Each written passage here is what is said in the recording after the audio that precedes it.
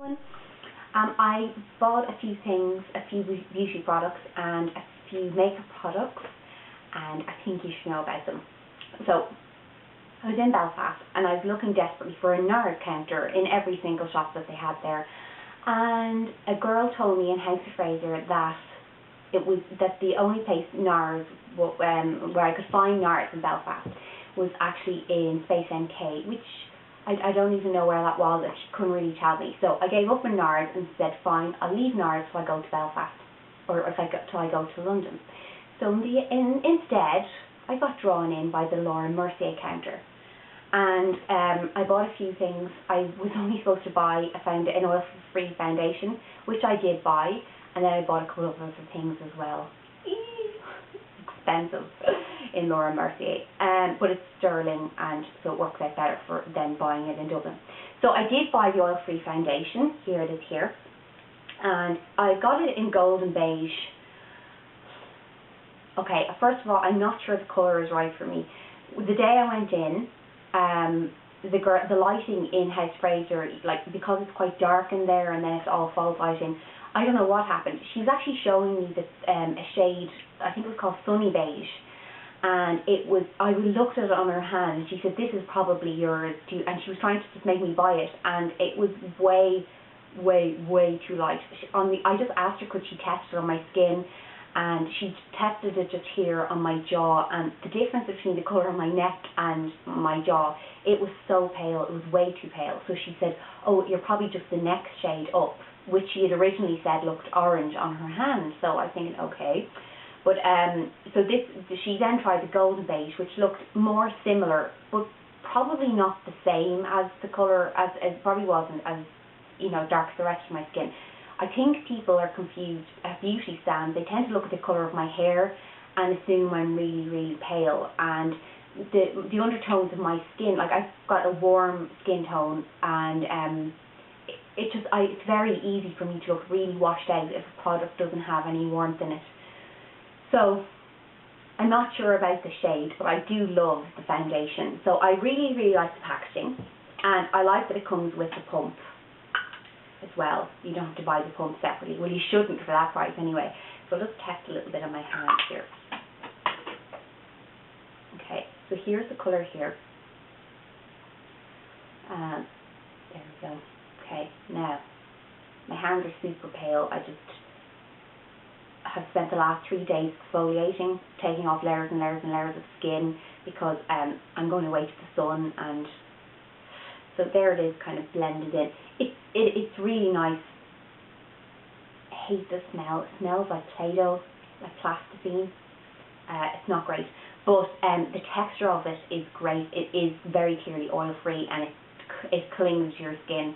I wore it for about the last 3 days, and my makeup was still flawless. It was 10 hours after applying it, so it definitely has good staying power. I just feel like the colour isn't right for me, and I'm not going to bother bringing it away, because if it's just about my skin, if it just about matches my skin now, in 4 days' time, when the tan has kicked in another bit, or a week's time, this is going to look ridiculously pasty. So I'm just going to have to buy something over there. So I was a bit disappointed with that, but it will do me for the autumn. But it really is, it's really nice. It's not very smooth to touch, as it's setting, it feels a little tacky, but it is a great foundation. I wouldn't say it's the best foundation I ever tried. I think I might prefer my Revlon Colour Stay, but I'm going to give it another go and do a proper review in it in a couple of weeks when I do give it a fair go. So after she tested that, she asked me had I a primer, and I said I had a few primers at home, and she kind of talked me into having a Laura Mercier primer to go with the foundation, and I, of course, couldn't say no. This girl was really pretty and really nice, and I think she could have said anything. I was just saying, yeah, that's great, yeah, throw it in the bag, yeah. Completely bomb. I feel when I'm around somebody at a counter, I just do what they say, which is terrible, don't do it. So I bought the primer in the end. It is quite a huge container. I thought it would be much smaller than this. Most primers come in a really small bottle. So this is good, and I really like the smell of it. yeah, it smells really pretty, and I could still smell it off my skin throughout the day. It is an absolutely excellent primer. I've tried it under loads of foundations this week. The Revlon primer I was using before is getting binned because this is just fantastic. I won't bin it, I'll give it to my sister. But this is absolutely amazing. I really, really love it. I'll check the prices on the website and put them up in the sidebar. And the last thing I got, I have read a lot about in magazines and seen a lot of videos recommending it, and it's the Secret Camouflage palette. Lie down. And this one is an SC3. Here it is. So it's like a concealer duo. Okay. First of all, the colour is all wrong for me. I needed SC4, not SC3. The girl convinced me this would be easier to blend. The larger shade is completely wrong for my skin tone, and I just added a little around my nose and my chin, and I looked completely washed out. It was awful. The darker shade is, but it's no good to me having that much of a highlight. This is way lighter than my skin tone. So everyone's going to say to me to bring them back, but I bought them in Belfast and I'm going away tomorrow, so I wish I could, but I'm just not driving up there. They'll do me for winter, but they just won't be any use to me now. They're way too light.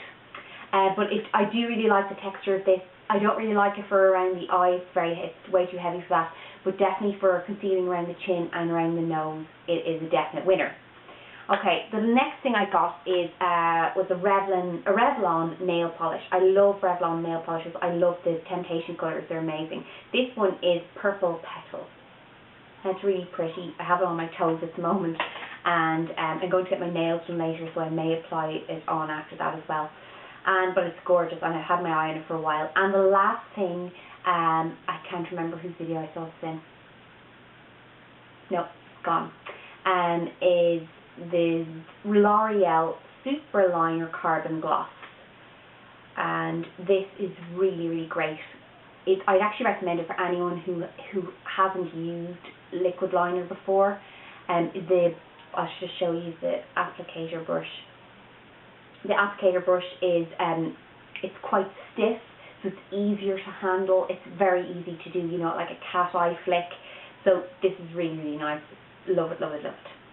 Okay, so I'll talk to you guys soon. Have a great week. Bye.